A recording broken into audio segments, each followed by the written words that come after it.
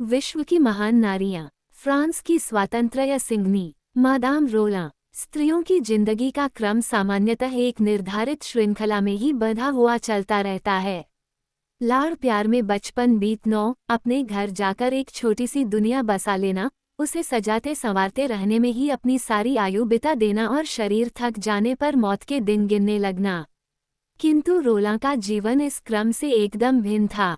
बचपन ज्ञानार्जन की पिपासा में व्यतीत हुआ, यौवन क्रांति की ज्वालाएं सुलगने में और वृद्धावस्था वह तो अभी न पाए और सिद्धांतों की उपासिका सिद्धांतों की बलिवेदी पर एक आहुति बनकर स्वाहा हो गई। फ्रांस में जन्म लिया था इस वीरांगना ने। धनाढ्य परिवार की एकमात्र संतान, घर के सभी परिजनों की नेत्र ज्योति बनकर आई थी वह। घर के प्रत्येक कोने में उसके लिए प्यार ही प्यार बिखरा हुआ था, पर उसे ये तनिक भी अच्छा न लगता।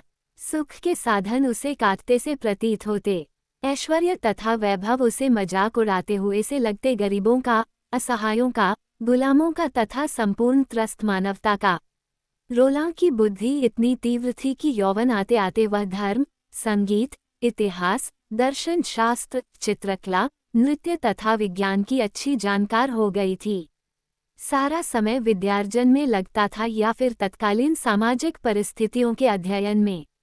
अब माता पिता की इच्छा हुई कि इसका विवाह कर देना चाहिए। प्रश्न सर्वथा सामयिक तथा उचित था।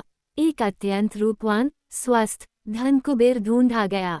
किंतु माँ ने जब रोलां की इच्छा जाननी चाहिए तो उसने स्पष्ट कह दिया कि मुझे किसी धनी के यहाँ विवाह नहीं करना है। गरीब व्यक्ति हो जो मेरे समान ही आदर्शवादी हो। पिता भी दुखी हुए किंतु रोलां को तैयार न किया जा सका। उसके मस्तिष्क में तो फ्रांस को वर्तमान अराजकता के प्रति गहरा विद्रोह मचा हुआ था।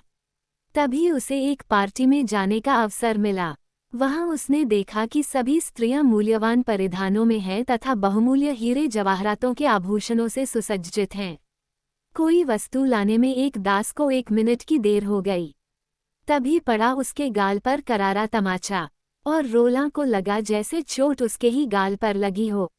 एक बार फिर एक राजसी परिवार की पार्टी में जाना पड़ा उसे। वहां एक दास के हाथ से गिरकर एक कीमती शराब की बोतल टूट गई।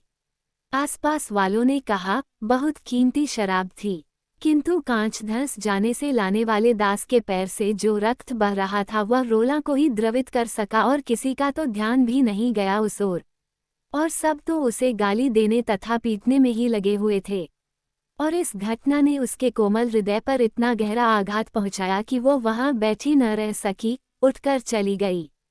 और उसने विचार किया, ऐसी व्यवस्थाओं को बदलना ही होगा जहां शराब की कीमत अधिक हो मनुष्य के रक्त से।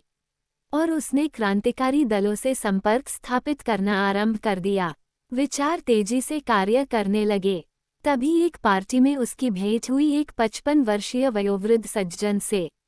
उनसे बातचीत होने के पश्चात रोलां को ज्ञात हुआ कि वे वर्तमान सामाजिक व्यवस्थाओं से असंतुष्ट हैं और अधिक परिचय के पश्चात उसने पाया कि उसके विचारों की पूर्णता इन महापुरुष में है। और उसने अपने पिता से कहा कि मुझे मेरी पसंद का पति मिल गया है। पिता ने पति को देखा और अपना माथा ठोक लिया, साफ मना कर दिया। 55 वर्ष का वृद्धा और वह भी गरीब आदमी। किंतु रोलां ने कहा ठीक है, तब मुझे कहीं दूसरी जगह भी विवाह नहीं करना है। और उसके मन में पता नहीं कैसी विरक्ति उत्पन्न हुई कि एक रात घर से निकलकर एक मंदिर में चली गई। वहां दिन रात धार्मिक ग्रंथों का अध्ययन करती हुई एक तपस्विनी का सा जीवन बिताने लगी। आखिर पिता को हार माननी पड़ी और रोलां का विवाह उक्त सज्जन से कर दिया गया।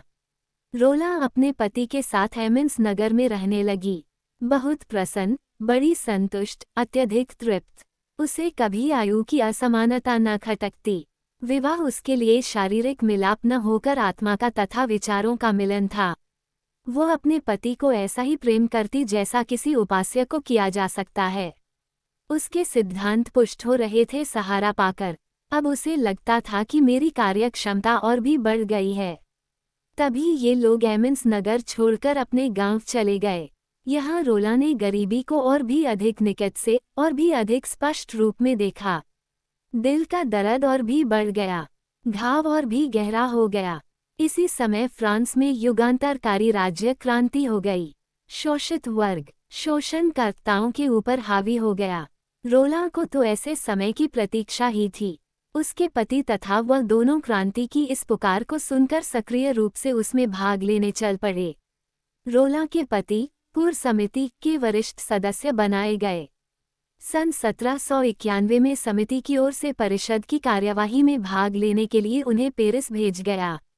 रोलो भी साथ गई थी। यहाँ रोला ने ऐसे सारगर्भित तथा ओजस्वी भाषण दिए कि कई बुद्धिजीवी विचारशील व्यक्ति उसके अनुयायी हो गए। पर विरोधी दल का सामना यहाँ भी करना पड़ा। यहाँ भी उन दिनों पितियन, ब्रिसो तथा बूजो आदि का बड़ा शोर था। ये लोग भी फ्रांस में प्रजातांत्रिक शासन स्थापित करना चाहते थे, किंतु रोला की तथा इनकी नीतियों में गहरा अंतर था। फिर भी रोला को बुद्धिमत्ता, साहस, कार्यक्षमता तथा योग्यता का उन पर अच्छा प्रभाव पड़ा था और उन्होंने प्रगट में उस समय कोई विरोध न किया।